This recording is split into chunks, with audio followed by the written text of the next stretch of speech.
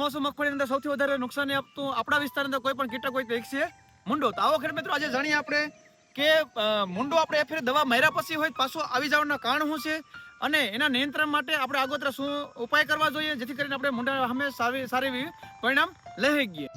તો હું સંજય પટાર ખેડૂત એગ્રો સેન્ટર ગળો અને માળિયા. પહેલા તો મિત્રો આપણા વિડીયો પર નવા છે તે ચેનલ સબસ્ક્રાઇબ અને ફોલો કરી લો જેથી કરીને આવી નવીનતમ વિડીયો તમને જોવા મળે. મૂંડા સામે સારા એવા નિયંત્રણ લેવા માટે ખેડૂત મિત્રો એનું જીવનચક્ર જાણવું જરૂરી છે. તો મૂંડાના જીવનચક્રની વાત કરીએ ખેડૂત મિત્રો તો એ આપણે પ્રથમ વરસાદ પછી એનો જે પુખ્તવયનો જીવડો છે એ જમીનની બરાબર આવે છે.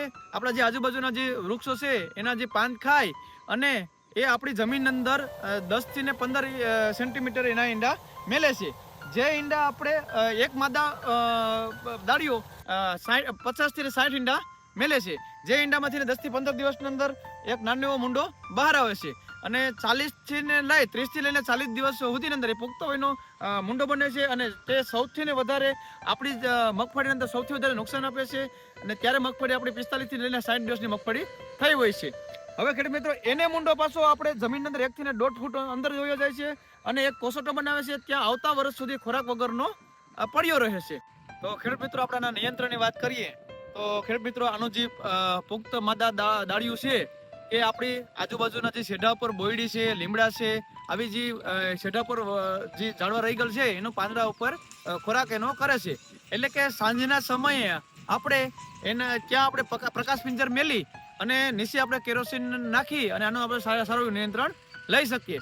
બીજી હવે આપણે વાત કરીએ જૈવિક નિયંત્રણની અંદર આપણે જમીન અંદર તો આપણે ખેડૂત મિત્રો જ્યારે પણ આપણે મગફળી વાવતા હોય ત્યારે એની અંદર બેવરિયા બેસિયાનો આપણે ઉપયોગ કરી અને આની અંદર આપણે સારું નિયંત્રણ કરીએ. તો ખાતર ફેરી આપણે કાર્બોફ્યુરનની મમરી છે અથવા તો ક્લોરોની મમરી છે આપણે ખાતર ફેરી ભેળવી અને આપણે નાખીએ તો આની અંદર આપણે સારું નિયંત્રણ લઈ શકીએ.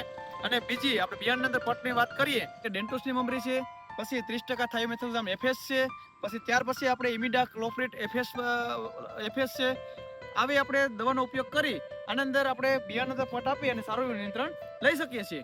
હવે ક્યારેક ખેડૂત મિત્રોને એવી પણ ફરિયાદ હોય છે કે આપણે આની અંદર દવાના અંદર ખાતરના અંદર જૈવિક ઉપચાર કર્યા પછી હોય તો અમુક સમયે મૂંડો પાછો આવે છે. તો એનું કારણ એક જ છે ખેડૂત મિત્રો કે જે પણ દવા છે એ એક ફેરી એનું જે જીવનચક્ર છે એ તોડે છે. લાંબા સમયની કોઈ પણ દવા કામ આપતું નથી. 80 દિવસ 90 દિવસ કોઈ દવા કામ આપતું નથી.